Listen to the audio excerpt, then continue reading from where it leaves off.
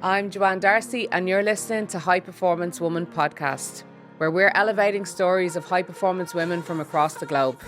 Here's what we have coming up for you today. It was a bit sliding doors when I was doing my CEO forum, like right until the last minute. I had law down and literally at the last minute I changed it to international marketing and languages. People increasingly now want to work for organisations where their values align with their values, and I think people, if you can come to work, you're getting paid quite well, you have a job that's kind of challenging, but at the same time being able to make that kind of positive difference. I think people want to do that, and I would say be curious, be questioning, take on projects that interest you and put your hand up. And I think it doesn't matter whether you're an engineer, you're in finance, it's about this customer centricity. Like at the end of the day, customers pay our wages. My guest today is Debbie Byrne. Debbie is the Managing Director for On Post Retail, leading a team of over 1,000 professionals and circa 2,500 franchisees and their staff who deliver on the challenge of transforming and reimagining Ireland's largest retail network of circa 900 post offices. Debbie has 25 years' experience across a diverse range of national and global organisations and sectors, including Grand Metropolitan, Pepsi, L'Oreal, Air and Lifestyle Sports. She is passionate about leading organisations with purpose, not just towards economic success, but towards making a meaningful contribution to society to shape a better tomorrow. Highly educated, having studied international marketing and languages at DCU, along with various high-level management and leadership programmes, Debbie was recognised as Professional Woman of the Year at the Image PWC Businesswoman of the Year Awards in 2022. She's the mother to Charlie, who's nearly 12, and she loves fashion, travel, road trips, and is a big foodie. She also loves entertaining.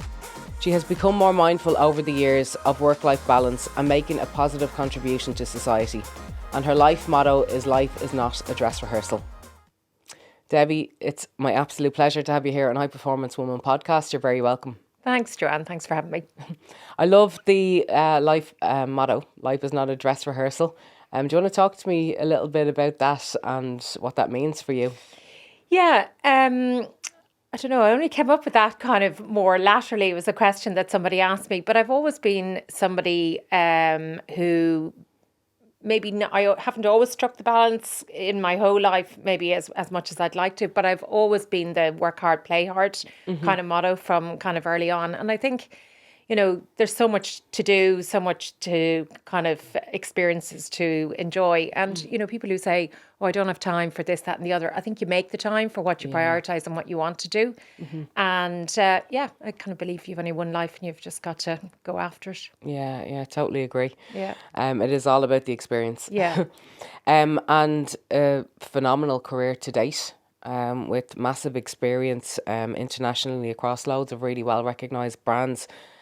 Talk to me about your career, how it all started and what's led you to where you are today. Yeah, I've just kind of preparing for today. I was thinking a little bit about that. Like it was a bit sliding doors when I was doing my CEO forum, like right until the last minute. I had law down and literally at the last minute I changed it to international marketing and languages. So that was kind of a bit of a pivotal moment. Like if I think back now, if that had been the course, I wouldn't have gone to London. A lot of different kind of life experiences. What made you change? Because it's quite different to go from law to marketing and international marketing. I suppose it was kind of at a like I always knew at school what I didn't want to do. So I knew, like I never kind of had, I want to do this. I knew I didn't want to do sciencey things or doctor or vet or whatever. I'm really squeamish. So it was kind of business. And then law, I suppose I'm a bit of a 20 questions person. And I don't know, I probably would have been from a background, 5 kids growing up in Mullingar, would have always been like, there was no go study arts. It was always like, do a profession and get a job. So law was kind of, just one of those, I suppose, kind of linear career paths. You studied it and you did it. So I think in terms of what made me change, like I think it was a time in Ireland where perhaps the, future of the economy was kind of not that optimistic. There was kind of a lot of focus on us being part of kind of Europe. And I suppose this course of international marketing and kind of languages seemed kind of something with a broad base that had a lot of subjects. It had law, it had economics, it had business management. So I don't know. I just kind of, Yeah. I think law it's you know where you're going to end up. I think that your second option, or the option you chose, probably gave you a lot more choices, exactly, and to nearly learn all of the different elements and then decide if you want to specialise. Yeah, exactly. And it was probably that broad base, but still quite specific. You know what I mean? You know, as opposed to not knocking an arts degree for people who want to do that. But I suppose, you know, my family background would have been kind of pick something sensible that you're going to get a job out of. Yeah. And you've mentioned your family background there just a few times. Do you want to give us a sense of what that was like when you were growing up? Yes, I was an eldest of 5. Grew up in Mullingar, but I went to boarding school in Longford. And I suppose being the eldest, you know, that kind of probably again shaped me a little bit in terms of kind of being more strong-minded and sensible, I suppose. I'd have been the sensible of some of my brothers and sisters. Yeah. You felt there was a pressure about do you feel there was a pressure around being the you know, eldest my child? dad was kind of a national school teacher, so, you know, my parents would have kind of worked hard to put 5 of us through college and everything. So there was a bit of a pressure exactly to kind of do well and make them proud, you know. Yeah. And I'm actually an eldest child as well. Are you? Okay, So there you go. I can relate. Did you have cousins or people that had kind of led the way before you? Or have you kind of carved out your career kind of yourself based on your own kind of drive and motivations? Yeah, exactly. Like I would have other cousins who've kind of done lots of different things, kind of medicine or kind of whatever. But yeah, no, it was just more, I suppose, my dad being a teacher, there would have been a lot of emphasis on do well at school and everything at home. So that, and obviously I had the opportunity to go to boarding school as well, which was great. And what was that experience like in boarding school? Now, I came home every weekend, so it wasn't kind of full boarding. But again, I think that kind of shaped me somewhat. You know, I would have kind of probably didn't really live at home since the age of 12 because I went from boarding school then straight to Dublin. And I think, again, it does make you a bit more independent, you know, which I think is a good thing. Yeah. So you had full board during the week and then came home at the weekends. Yeah. Amazing. So just going back to my original question then, you explained about your CAO and the sliding doors moment. Yeah, so, you know, I suppose kind of putting that down to kind of to study, and I was, it was a great course to do. There was kind of 3 years in Dublin and then you kind of picked 1 year abroad. So I went to Germany.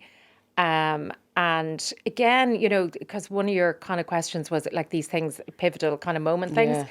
So I was kind of going out with a German guy, and I can remember where I was, etc. And I don't know what the context of the conversation was, but he kind of said there are 2 kinds of people in life, winners and losers. Now, look, I know that's very kind of simplistic, but I was in university, had left kind of boarding school, kind of went a bit book mad in my first and second year in university. And then I kind of came back in fourth year and just knuckled down and was kind of very focused. So it's funny, actually, the little things when you look back over your life, like that was kind of quite an influential for me moment. What struck you about it? Time now to just pull your socks up and kind of, you know, get good kind of result, like I would have scraped through in first year and second year, you know. Okay. So I was like, okay, that's not my potential, so I need to knuckle down now as I kind of venture out into the world. I've had my fun for 3 years, time to kind of get serious. Amazing. So I came back and then was quite focused. I did all the milk round and had 3 job offers before I did my exams.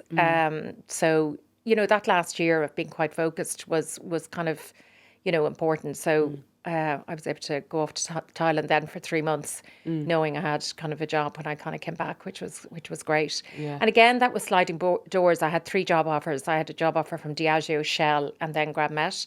So again, very hugely different, you know, in terms of kind of choices. And really kind of wanted to go to London. I kind of really felt I wanted to get out of Dublin. So that knocked the Diageo one on the head. And like I considered the Shell one, like which would have been a completely different kind of career, you know. Yeah. And what area was it in within It Shell? was just a 2-year graduate program, so Okay. you would have kind of done done the rounds on lots of different departments. It was kind of probably a commercial graduate program as opposed to engineering or anything like that, and would have been kind of half between London and the Netherlands. Yeah, yeah. So I anyway picked the other one, and off I went to London, not knowing anybody. So I had an amazing 10 years in London. I would say to everybody, if you get any kind of opportunity to work abroad, even if it's only for 6 months, and ideally more, take it. Like I think the diversity of the people you meet, the scale of the companies, and the experience you get is different to kind of what you get in Ireland. You know, like I think there's amazing companies here, obviously hugely talented people, but it just broadens your perspectives, you know. And I think that for me has been quite defining in my career, those 10 years in London. And do you think as well, I mean, the impact of moving away is so personal as well in terms of your own personal development. So you went completely on your own. Yeah, like knew nobody, kind of rocked up now, which wasn't in London. I thought I was going to London. It was Middlesex. Okay. Like, Ruislip. I was gone out of there after 6 months. I'd moved into Putney. Yeah. But joined a structured graduate program. So, I met kind of other graduates then when I joined. But you're just kind of heading off into hotel for a month till you found your apartment and got all set up in London. So the company obviously as a graduate program would have set up that accommodation side of things and things for you. The initial months or but 3 still, weeks. I mean, what age would you have been then? 19. Wow. Yeah. 19 was I? Yeah, 19. Yeah. Oh no, what am I talking about?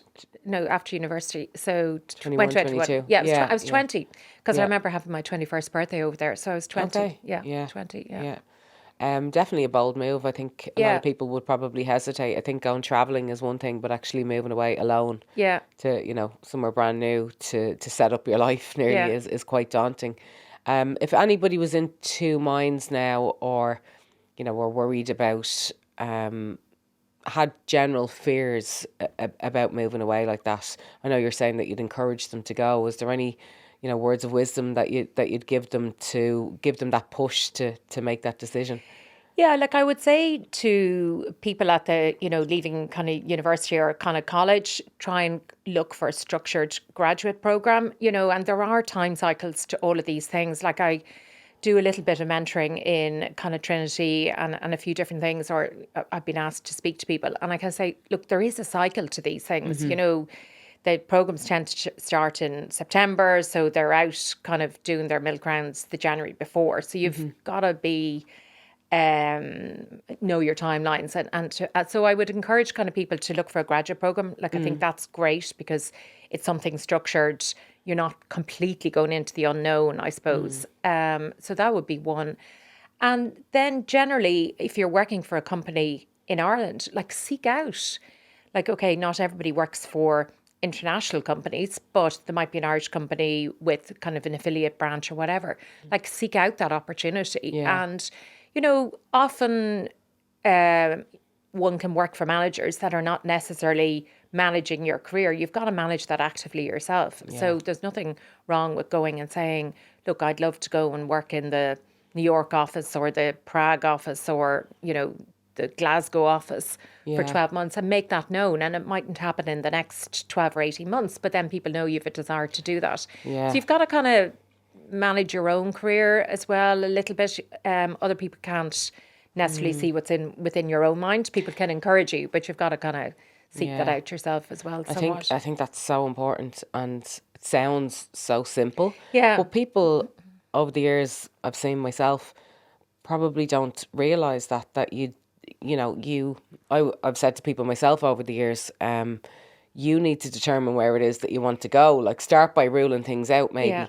I don't know where you want to go and I don't know where you're going, but if you tell me, I can help you get there. And I think it's that thing, isn't it, of be bold, be brave, Take what control. do you really want to do? And then people can support you to get there, but you have to define the goal. Yeah, exactly. And look, sometimes you can be fortunate enough they have a manager that can be brilliant coaches and do that. But in general, I think your point is right. Yeah. And then people know how more to support you and encourage you if they know what you want, you know? Yeah, exactly.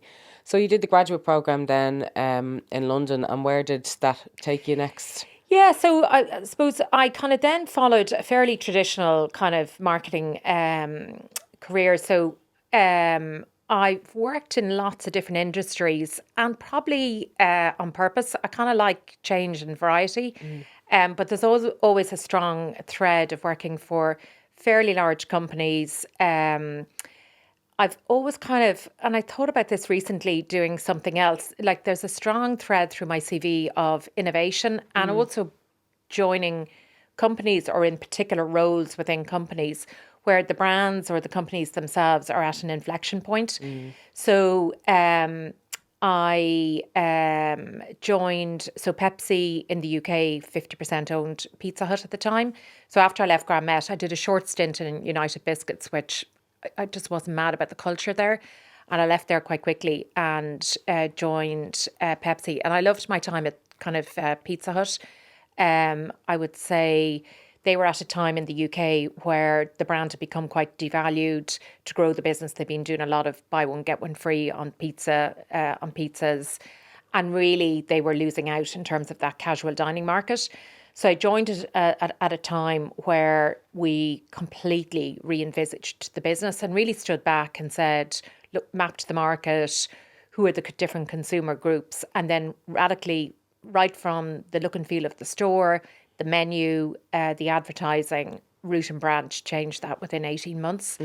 And that would be everything from salad bars, quick lunch pizzas, kids' birthday parties in the afternoons, because that was quiet, doing meal deals with cinemas at 6 o'clock to kind of get people in at that quiet time.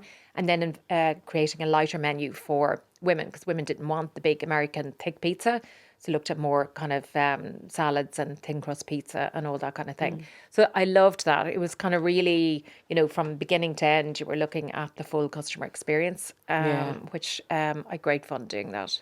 Yeah, it sounds like a massive change within 18 months. But what did you need going into an organisation like that, though, to be able to change that in terms of the support that you would have gotten from the powers that be, for want of a better word, bringing you in to look at that? Yeah, so look, everything starts with a business imperative. So, when I joined there, the turnover was in decline and, the business was becoming increasingly less profitable. So I suppose that was the exam question. How do you kind of increase customer footfall through the door?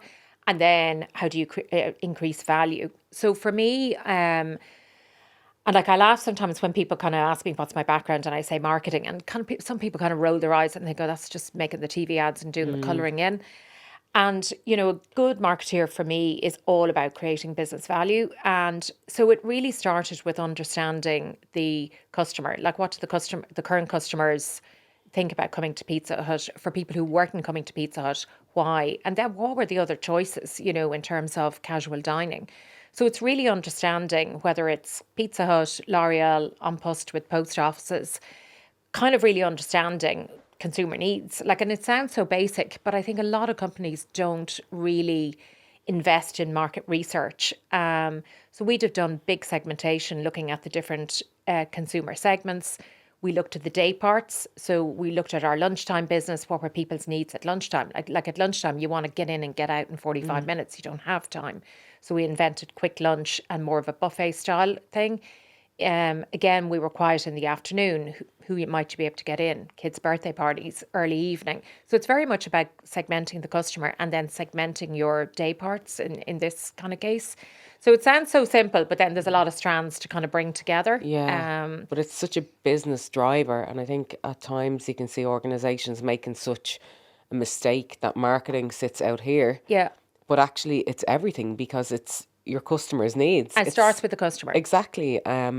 Yeah, and it's something that it's so integral to be ingrained in everything across the whole business, as opposed to, a separate budget that sits on top of everything. Yeah, and is a discretionary line to be cut if costs need to be cut. So, look, I think it's incumbent on marketeers as well, also to show the value of marketing and to be able to deliver that and deliver those insights, and also show empirically how they can kind of link to driving market share and the bottom line, and that it's not just the colouring in department. Yeah, definitely. Yeah.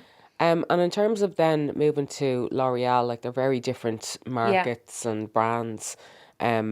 What was the role in L'Oreal, or your experience in L'Oreal? Yeah, so I was enjoying my time in Pizza Hut. Like I was there about 2.5 years, and at that point we'd done the big relaunch and all the rest of it, and I just got rang up by a recruiter really saying, look, I see you speak French, L'Oreal are looking for people. So at the time it was kind of a requirement to have half decent French. So I obviously, it's an amazing brand. And I was very conscious at that point that I had worked in 3 companies in a relatively short period of time, like probably across 6 years, 6.5 years. So I wanted to kind of go into probably a larger organisation where I could stay for longer. And so that was kind of quite deliberate. Obviously, great brand, great products, great sector. So I joined the Garnier division. So there would have been 2 different consumer divisions, salon, luxury, like it's a massive company. And I went in looking after their skincare brands. So Ombre Solaire, which would be sun care, Garnier skincare, it was called Synergy at the time, and then another healthcare brand. And again, it's interesting, like L'Oreal Paris would have been the more successful consumer franchise at the time. Garnier was probably a little bit struggling, so they had pursued this dual brand strategy, but it was the kind of poorer sister at the time. So I came in at a time where they really need to really look at their... Ombre Solaire was a big success, but the rest of the skincare business was struggling. So again, it was kind of quite a pivotal, my Pizza Hut story was great at interview because it was like, how do you take the business challenge of growing the brand, growing market share? And that was really interesting. So that was my kind of first foray probably into managing brands cross-market. So it was at a time in L'Oreal when things were probably more decentralised out of Paris. So the UK became lead country in Europe for skincare. So I very much kind of set about looking at, again, same thing, looking at the consumer, looking at the competitors, what was our point of difference versus Nivea and brands like that. And then really relaunched the brand, the formulations, the packaging, and at the same time had to manage that relaunch into Italy and Spain.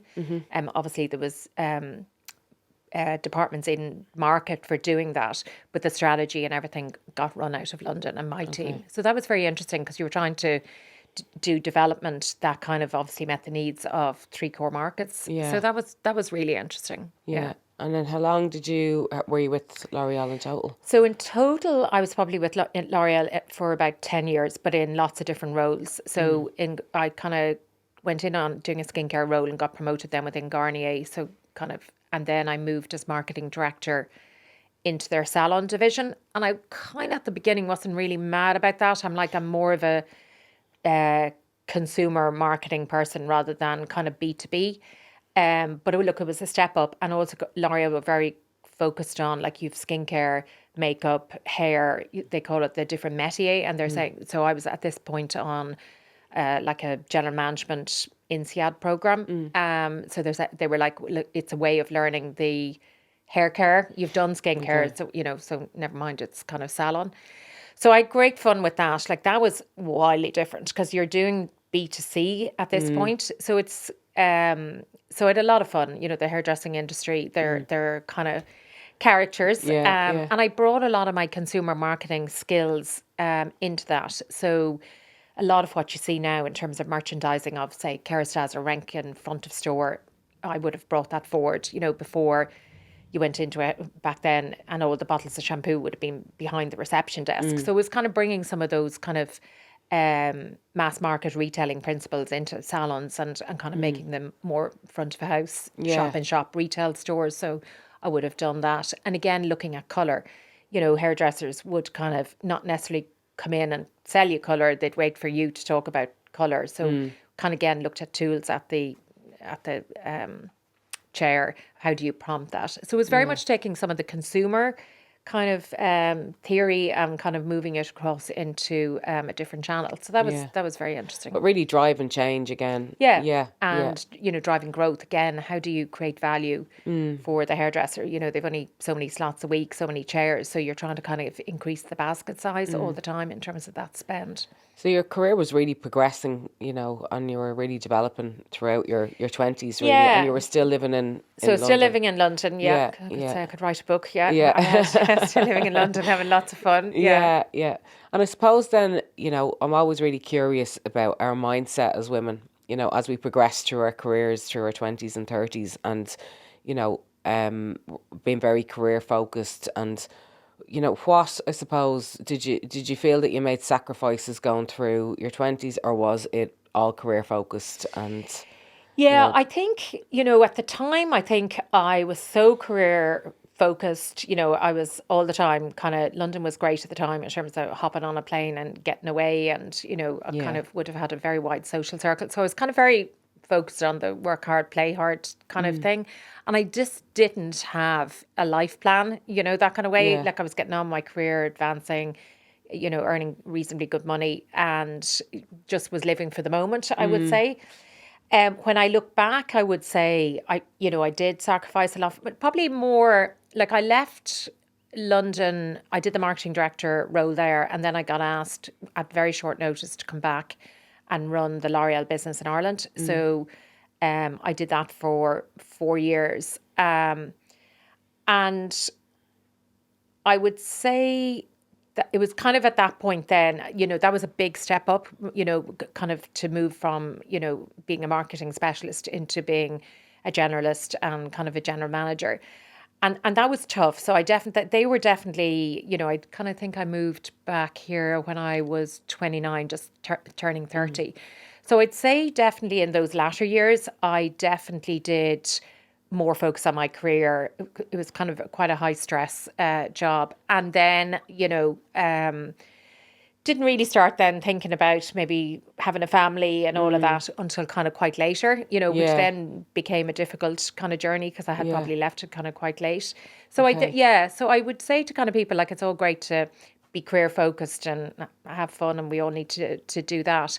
But having a bit more of a life plan earlier, and a life plan sounds like something quite grand, but I think, I don't know if have you ever done over the years these life wheel things? Yeah, it's a really great tool. It really is. And like, I don't think I did that until well into my 30s. And might just explain, just if anybody's listening and might not know what that is. I mightn't explain this very well, but it's the concept. Actually, do you know what? I'll tell a better kind of story first.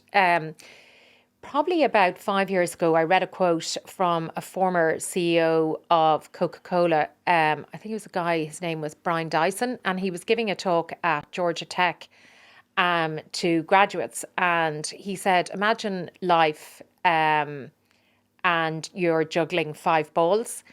And I hope I get this right now. The 5 balls are life, family, friends, spirit, and work. I hope I got those right. And he said, work is a rubber ball that if you drop it, it will bounce back. But the other 4 balls are made of glass. So if they're dropped, they can be damaged and all the rest of it. And he said, it's important as you, and these were students, they would have been students probably finishing university, coming out into life, is to kind of keep that balance. And I thought it was a very good kind of analogy. And I think there's different times in our lives where we say, I'm starting a new job, I'm going to give that my all for a year. Maybe you're not going on as many holidays, you're not seeing your friends as often. But that's fine, so long as I think we're making conscious choices, and I think we've all kind of perhaps over the years maybe neglected seeing certain friends for a while. And I think people enrich us, and I think that's important. I don't think work is not the be all and end all in terms of being fulfilling.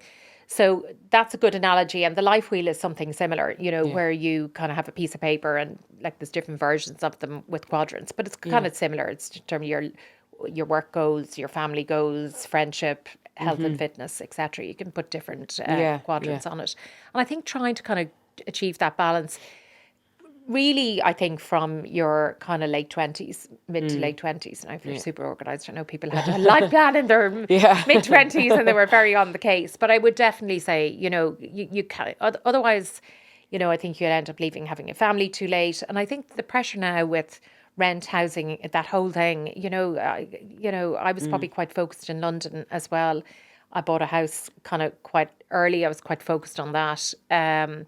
So I think, unfortunately, young professionals now have worked very hard, earning kind of decent money. Like, if you want to have a house, you've got to plan for it. You've got to save. I think this whole stumbling through your late 20s and early 30s, we just can't do it anymore. It's just become harder, Definitely. And I suppose, was there a pivotal moment where, you went from having fun and working hard, playing hard, to saying, okay, now it's more about my life plan, or assessing, I suppose, the as is of where you were at? Look, I had a great time in L'Oreal, and people often would describe L'Oreal as the Goldman Sachs of marketing. And that's brilliant because, it's so rigorous and you get amazing training. But it was very tough culturally. And I think I got to a point in Dublin, like, obviously I went from being quite a specialist and good at what I did in marketing to being a general manager, people much older than me reporting into me. So I had commercial, finance, logistics, customer care, all reporting into me. So this was all quite new.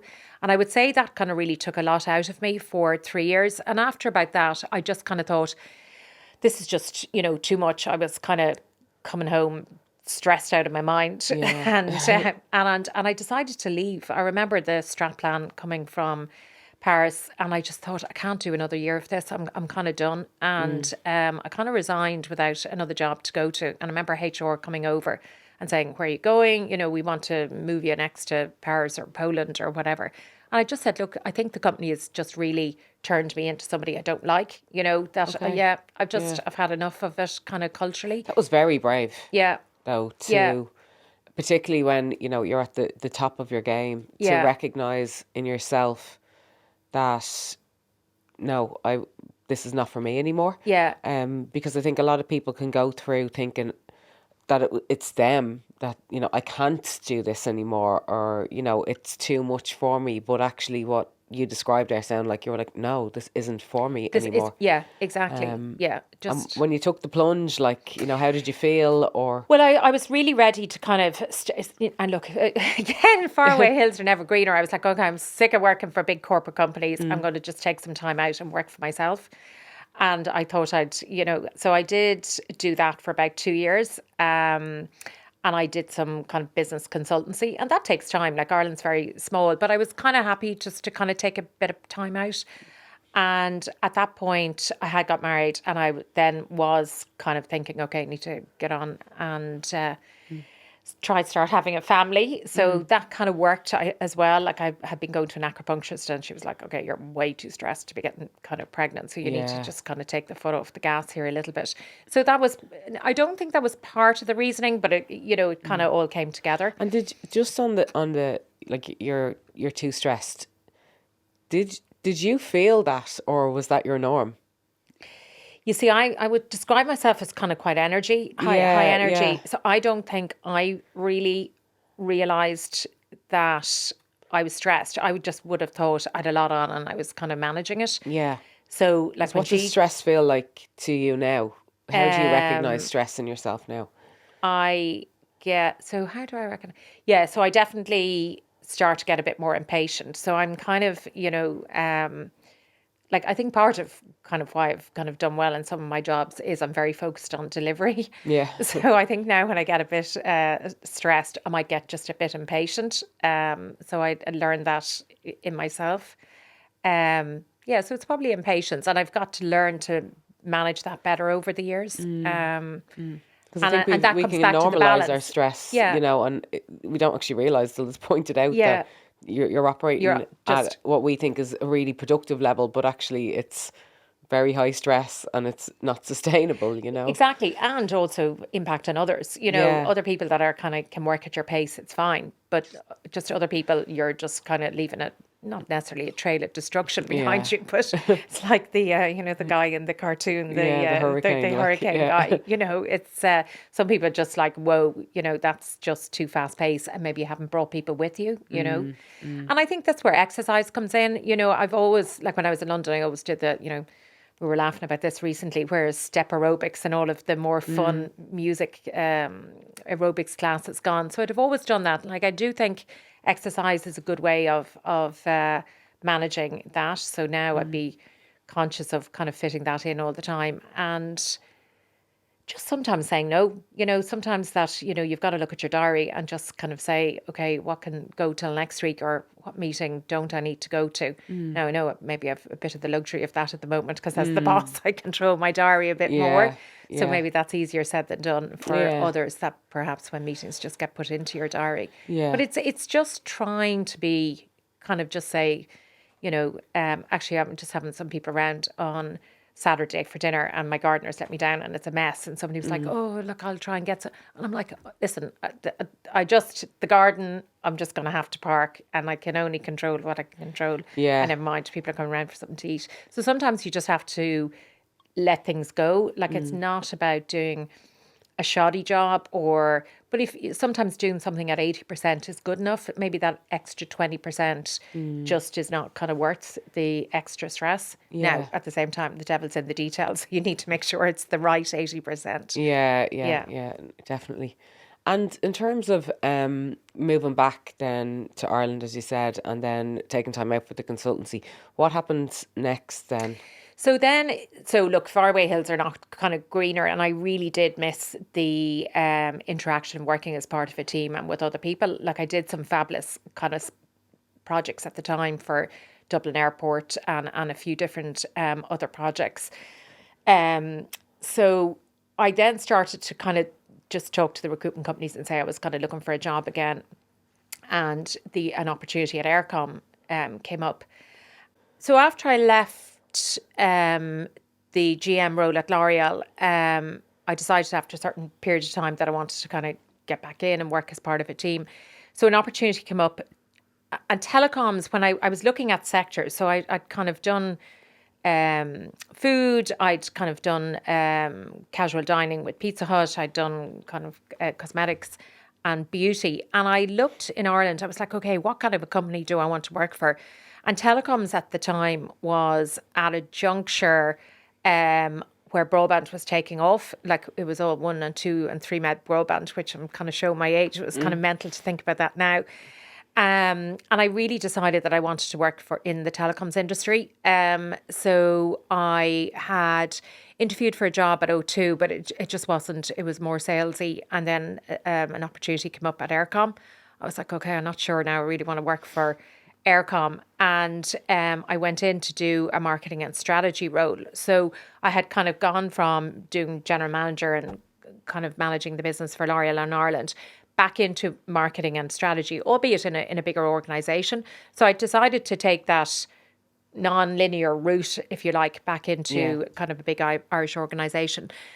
And after about 6 months, I rang the recruiter and I just said, okay, get me out of here. This culturally is just not for me. I can't, it was so hard.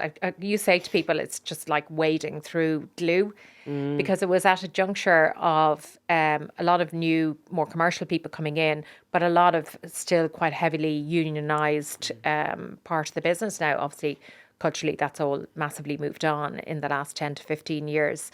But it was at a juncture where they were losing market share in a growing market, which was broadband. So I took the challenge on that. So went in, and after about 6 months, I had spotted in Europe that most other telecoms companies were doing triple and quad plays and bundling, and really had to kind of work quite hard cross-functionally with a lot of departments to get bundles to market, and in quite a short period of time, working with regulation. And again, that was all new for me. I'd never worked in a regulated environment. And then really built on that from there. And again, went back, looked at my experience at L'Oreal, Pizza Hut, did massive market research, big customer segmentation. So we would have had a 5-segment customer model, really looking at who are people that had broadband, how could we get more of those, who weren't the people, and identified all the triggers for people getting broadband, which typically were parents getting broadband for kids going to secondary school, men watching sports online. And then at the time, there was a big issue with music downloads, and piracy would have been before Spotify. So worked with a great innovation team and looking for partnerships externally, launched 3 products: Study Hub, Music Hub and Sports Hub. So sports, we streamed the Setanta service. Study Hub, there was an amazing Irish startup that were doing video tutorials for the Leaving Cert and the Junior Cert. And then we did our own Music Hub, where we worked with the record labels to bring Music Hub, which was kind of really a kind of precursor to Spotify. And that again drove real business value. So we were able to kind of give that free to people if you traded up to 5 meg broadband. And it was all again about increasing customer spend, innovating, and really looking at consumer needs and how do you drive broadband adoption by giving them services that were bandwidth hungry and that drove that usage. So I loved that. It was very similar to Pizza Hut, really, again, looking at that but isn't it amazing service how innovation. it can, work the same recipe nearly across sectors in terms of just understanding the customer needs, segmentation. The one piece, I suppose, for me that stands out as radically different is how you brought people with you. So what advice would you give to people who are working maybe in a new organisation for them or in a new role in terms of driving change and bringing people with them?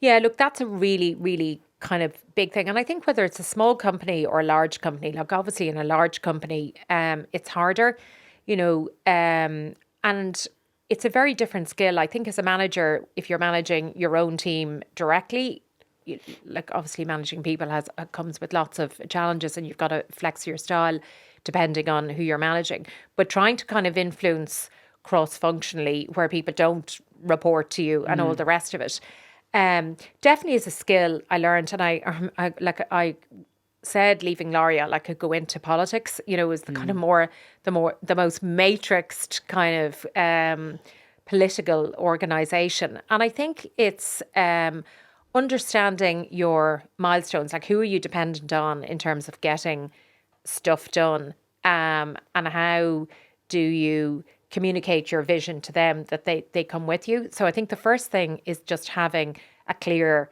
vision and being able to kind of say to people, what's the strategy, what's the objective, explaining the why sometimes as well, I think really works. Like me going to you and saying, well, look, I need you to do X, Y, and Z, but telling them the purpose and then the why and how it benefits the business and all the rest of it.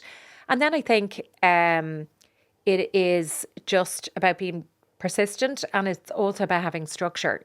I think you've got to have steering meetings and project groups. And again, that was something I had learnt. I would have always been an organised person, but I think creating structure around projects is a skill set in its own right as well. Yeah. So I think there's a hearts and minds piece, but there's also about having a clear vision and communicating that, and constantly telling the story. Like I often hear from people of, well, we did a town hall and we told them, but I think you've got to, particularly on big change and big transformation, you've got to keep telling the story and keep bringing people with you. And then I think also looking for quick wins and sharing success. So like in the case of Aircom and now more laterally on Post, like sometimes, the task seems very daunting and it feels like you're really pushing a boulder up a hill. Yeah. But when people can kind of start to see little wins, and that just G's people on again, because I think sometimes you'll get energy out of people for a year, but then you're going back to the well again and you're asking them to deliver another project and another deadline, and that can be hard to constantly keep the change going. Yeah. So it's communicate. I know it sounds kind of very textbook, but it really is communicating with people and celebrating the wins, I think. Yeah, exactly. I think it's so important, as you say, it might feel repetitive to you as the leader. Yeah. But in my mind, it's at least 5 times you have to say something in the right way before it might even be absorbed. Yeah. Never mind action. So I totally agree with the importance of that. And over the years in your career, what's been your biggest triumphs that you've had? Like I've had lots of different jobs at Grand Met. The one of the roles that I did before I left there is I took a range of, so they were looking very much to expand into Europe, and at the time I spotted on cereals that a lot of the cereal companies were doing licensed products, whether it was with Disney or kind of other cartoon shows. So I came up with the idea of at the time Teenage Mutant Turtles or something was kind of big, and I did a licensing deal with the company on that and took that range into Europe. And after 5 months, we were number one brand in France and in Belgium, which was kind of really, because France is kind of quite a traditional kind of market. So again, had done all our research and all the rest of it. So that was a big success because, I was quite young. The international department was very small. So, and it was seen as a bit of a kind of project over here, to the side of the main business. So we were very much let kind of get on with it. And just to have that at a really young age, in my early 20s, that complete freedom to do that. So that was great fun, lots of learning. And I think a big success. I mentioned the Pizza Hut story. Like, I think that again, having that really, like I was lucky to be able to work on something so end to end without very little interference from Pizza Hut in the States was great. And then if I kind of just touch on something in On Post, like obviously that's been a big transformation journey. It never finishes. We start every January.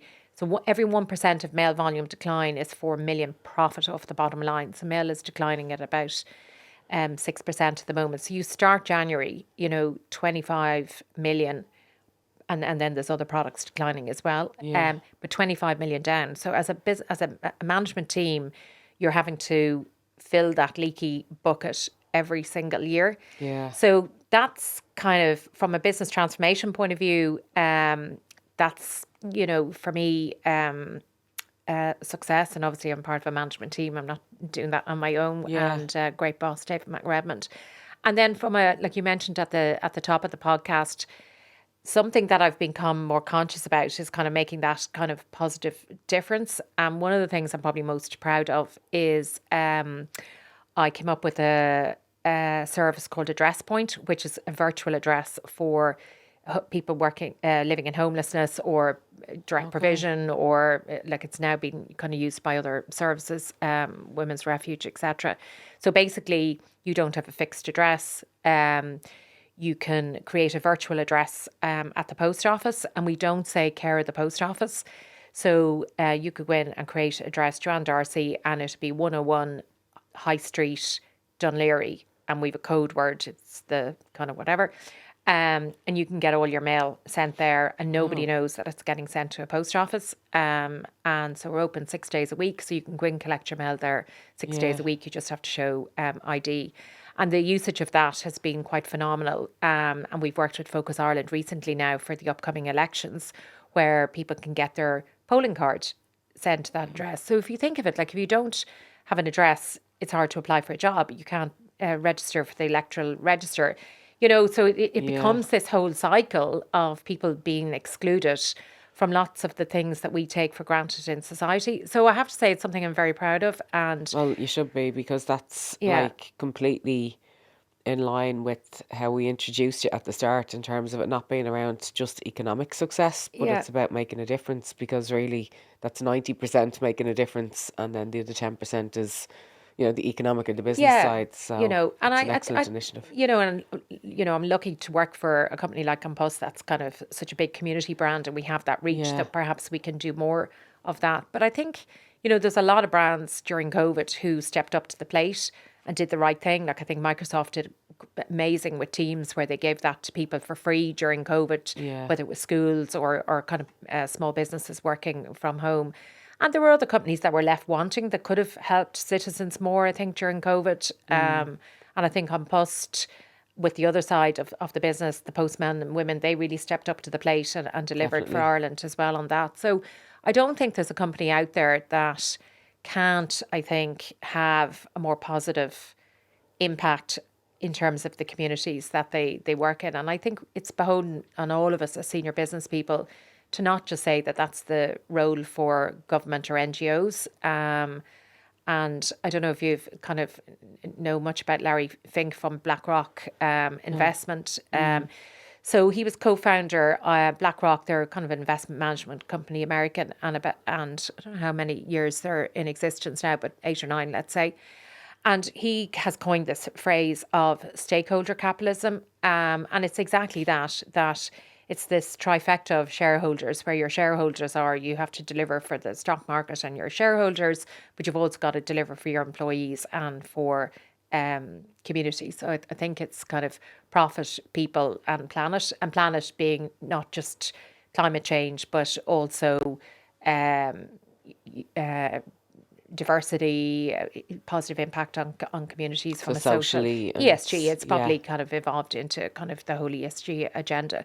So look, I think, I think it's really important, the role that big business has to kind of play in terms of solving lots of the kind of societal issues. Yeah. And I think initiatives like that as well really improve or contribute towards a very positive corporate culture internally for your employees as well. Absolutely. Like, I think on Post, Dave McRedmond asked me to kind of come in and do, I left kind of lifestyle sports, and I didn't have a job to go to either there. That had kind of run its course for me. I had stayed there longer than I had originally envisaged, so I thought I'd go back and do a bit of consultancy. And David asked me to come in and do some consultancy at On Post. He'd just gone in there as CEO. I was a bit like, okay, the same as Eric. Oh God, I'm not sure culturally now. This is for me semi-state. I've always worked in private enterprise, and I think the thing that really attracted me to it was both the challenge there, but just back at the time, On Post wasn't really somewhere that culturally I wanted to join. I think I joined more to give David a dig out doing some consultancy, and then a permanent job kind of came up and he asked me to interview for that. And so I took the role because of the challenge, but from a cultural point of view, I was like, this wouldn't have been somewhere that I would have gone to look for. Yeah. Whereas when I see now roles that we advertise, whether across marketing, technology, our legal department, we inundate it with CVs. And I think that's exactly because people increasingly now want to work for organisations where their values align with their values, and I think people, if you can come to work, you're getting paid quite well, you have a job that's kind of challenging, but at the same time being able to make that kind of positive difference. I think people want to do that. So I think it's really important in terms of the war on talent and your employer brand. But equally as well, like I think what's happened, consumers have become more conscious, but I think the cost of living crisis and COVID a little bit as well set us back on that. Like if you think before COVID, we had the whole Greta movement, schools were more mobilised, consumers were probably a bit more mobilised. And I think since COVID and since the cost of living crisis, people can only deal with what they can deal with. Yeah. They would like to maybe buy organic food, or they maybe would like to buy a brand that's more eco or whatever, but they can't because they just can't afford it in terms of their wallet. So I think customers have become disheartened and are more focusing. There's been a bit of a retrenchment into, I just need to focus on me and my life and what I can manage, and I can't really at the minute worry too much about other things. And it's not that they don't want to, it's just it's not within their scope to do it because they're juggling too much themselves. So to that end, I think consumers are increasingly now more looking to organisations to do the right thing. So that then becomes a business benefit. Like if you're going to a store and you have product A and product B maybe is 5% more expensive, I think you'll then pick product B because you feel that you're aligning yourself with a brand that's doing the right thing. And I think increasingly consumers are going to do that. I think there's maybe a little bit of sense of hopelessness. I don't agree with it. I do agree with with the power of one, but I think consumers increasingly, and we have that. There's lots of studies that empirically show that they now want brands and organisations to be doing it, and they'll vote with their feet and align themselves with those brands. So I think it's very interesting in terms of those societal shifts. But it can, coming back to the point about doing good, can benefit the bottom line. And I remember being at at Chatham's Rule private dinner one night about 2 years ago, and I was making this kind of point. Now, when I say, you could have heard a pin drop in the room and people looking at me like I had 10 heads. And one person did actually say to me, oh, well, that's all very well and good. You don't have to deliver profit and are answerable to shareholders. And I was like, well, sorry, like I can't make a loss. If you want to invest in the business, you've got to deliver profit to be able to reinvest into the company. But I think times are moving on. So no, definitely. In terms of where we're at with diversity and inclusion, particularly around gender, where would you say we're at now as, I suppose, society, both like nationally and internationally? Yeah, look, I'm going to be a bit controversial on this one. I think that we need diversity in all aspects, so you could start a company tomorrow and spin up a board of 50% male and females that are all from South County Dublin and Clontarf and Malahide. And, you'll get, I still think within that, a big element of group thinking, So I think diversity needs to be wider. I think it needs to, I think we need to seek out and give good representation across age groups. I think Ireland's very hard, I have to say. We touched on earlier a little bit my linear career, but I found it very hard to get back out of marketing into general management. I think Dublin can be, quite a closed shop sometimes in terms of who and I think there needs to be greater focus on accelerating talent, be that male or female, so that in not just on boards but on management teams, that you've a mixture of age, a mixture of gender, I think a mixture of people from different backgrounds, and that can be ethnically, but also just representing the different kind of social kind of backgrounds of people in Ireland, because ultimately that represents our customer base. Now, unless you're working in wealth management or investment banking or something. But like typically, we should have a workforce and a kind of a management team that's representative of that. So I think and neurodiversity is a big one now. Look, when we look at the skills shortage in technology and IT, again, there's kind of people there that are probably superstars, but need then, from a cultural point of view, just a different way of being managed within the workforce. So I think we've come a long way on the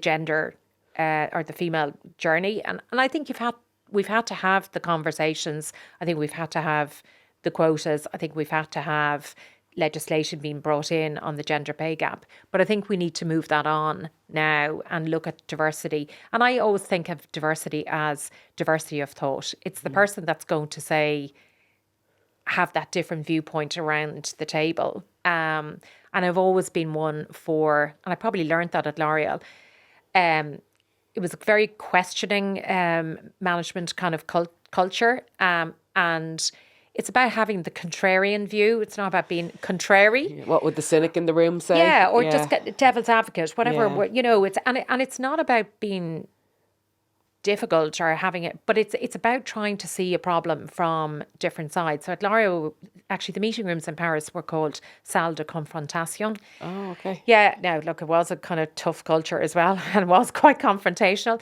But you were encouraged to debate things and to see things from all sides to arrive at the best answer. And I think that's what diversity around a table gives you, that different view.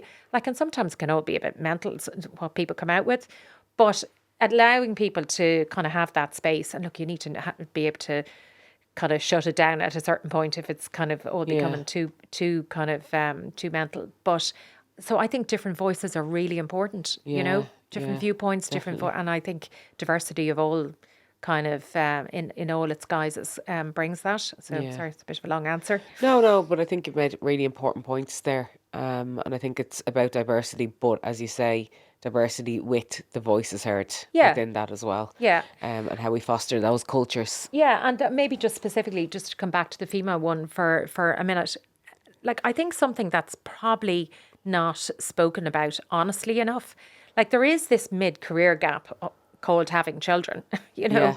which I think there needs to be a greater honesty around that. I mean, we talk about female representation at a senior level. We talk about the gender pay gap. And like often there's good reasons for the gender. Okay, like in some cases, just people are not being paid their worth. But in other cases, like if you've taken time out of the workforce for a maternity leave, or you've come back and you've decided after a year that you want to stay in the same job because, you want to do a good job, but you don't want to be stressed for that year or whatever, that's fine, But I don't think we're having that conversation, and that comes back to managing your career, to be able to come back from maternity leave and say, well, look, for the next year, I'd like to take on a project, or I'd like to come back to my old kind of job. And thereafter then, I want to look at my next move, whatever. So I think I think about the individual and the organisation having that honest conversation, Yeah. because organisations need to facilitate that, but we also need to talk about it. I think it's brushed over, to be honest. Yeah, I think it's based on fear in some cases, I should just say the right thing, Yeah. or what do they want me to say, or Yeah. what would it look like if I took X or Y? I totally agree. I think having an environment where you can have the honest conversations and really thinking about, well, what do I really need in this situation? And be clear on that. And be when you clear go on that. in, because I think the clearer we can be, everybody can deal with things. Sometimes people might have to take it away and say, well, look, I'll go and think about it, Yeah. and I'll come back to you then where I'm at. If, that person being the line manager would go away and think and come back. So I think it is really important to continue to foster those environments where we can have those open, honest Yeah, and conversations. I think there's been a bit of levelling up post-COVID as well, Yeah. where, everybody's probably seen the kids and the dog and everything in the Yeah, background. yeah. And I think men feel more comfortable now to say, look, I need to leave at 5:30 because I'm bringing the Yeah. kids to football. Yeah, So and part of probably a lot of problems is that men felt that they couldn't say that as yeah. well. So there is a bit of levelling up, which Yeah. then I think helps the environment for that Exactly. more honest feedback. I remember meeting somebody, I was out for a walk recently, and she said, but that time back at Aircom, I did a project for you. And she said, and I said, yeah, and you didn't stay very long. And she said, look, I left at the time because I was trying to get pregnant and whatever. And she said, at the time, I didn't feel I could say that. Whereas now I think people would have that conversation. Yeah. Definitely easier, Yeah. in Or- probably a lot of cases, but potentially still not in all. I always find that sometimes when you work in an environment, or when you talk to people, you can kind of base where we're at based on your own environment or the environment of those you know. But actually, sometimes when you're a little bit outside of that, you think, wow, in some cases, we're still very, very far behind. Absolutely. Yeah. Yeah. We've covered so much today, Debbie. So I think just to try and distill some of what we've discussed about, what would be your 3 key pieces of advice that you would give our listeners from your life lessons and experiences? The first one I would say is be curious and put your hand up. I think there's kind of a little bit, and we touched on it earlier, a kind of a school of thought that says, work hard, you'll get noticed, you'll get ahead. You have to take control yourself. Like, of course, we all need good mentors and managers, and over the years we'll have had, some would have been better than others. But you have to have that kind of plan yourself, and hopefully a bit of encouragement. And I would say, be curious, be questioning, take on projects that interest you, and put your hand up, and that's at all stages of career. I think that's whether it's a graduate, starting out, and you're in a meeting and maybe you're not kind of necessarily, you're on the fringes, but then to be able to say, I'll take that. And then later on in life as well, like, careers are not always linear. There's not always, the next move may not be obvious, but then take a project. Yeah. You grow yourself, and then you're also demonstrating value to the organisation. Yeah. So I think this whole thing of be questioning, be curious, put your hand up, I think would be one. Yeah. The second one I would say is kind of probably coming back to our point. And I think it doesn't matter whether you're an engineer, you're in finance, it's about this customer centricity. Like at the end of the day, customers pay our wages, and it's a kind of a really, and when we come back to the why, when you were talking earlier about how hearts and minds, and you're trying to explain to people, you're like, well, it's about the success of the company. Well, that's not my problem. Well, it is, because it pays your wages. Yeah. So I think this kind of focus on the customer, and I think no matter what discipline you're in, if you have an opportunity to go and sit in a call centre and listen to customer calls or attend some market research groups, to do it. Because it really does bring it back to always then having the customer in the room when you're making decisions about things. And then the third one, I would say, it's been focused on delivery. We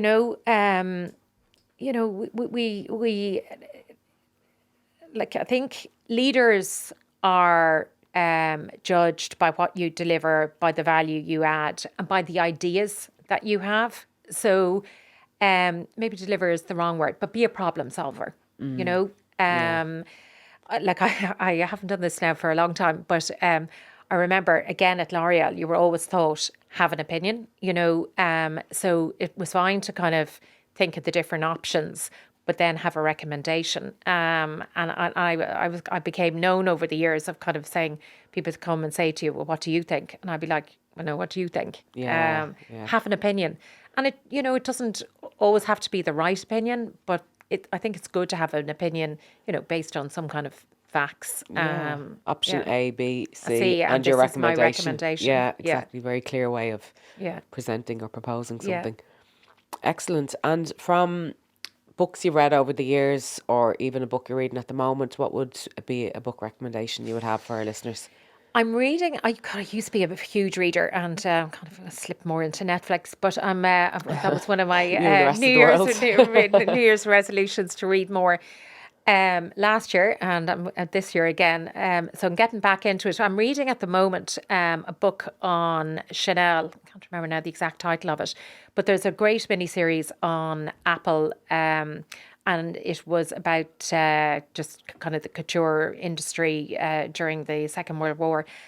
And I was fascinated. I knew nothing about Coco Chanel, and I was fascinated about her story from having watched the series. And quite a controversial lady, really, in terms also of her association with the Nazis during the war. But a brilliant book in terms of, a woman who built a phenomenal business, changed the face of fashion, in terms of more relaxed clothing for women, and faced a lot of adversity in terms of holding on to her business and growing her business. So that's a good read and quite enjoyable. What's the name of it, the book?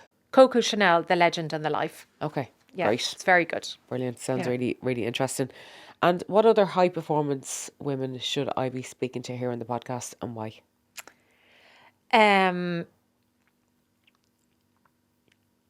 So Minister Jennifer Carroll McNeil is kind of somebody who I've kind of seen her speak twice. She came in to speak when she was in her role as Junior Minister for Finance, and she would have remit over anti-money laundering and financial services. We didn't touch on it today, but it's a big kind of part of my business at An Post. And I found her just a breath of fresh air. I mean, working for An Post, I've had the privilege of kind of seeing how government work, both the political side of things and permanent government, as I call it, with the civil service.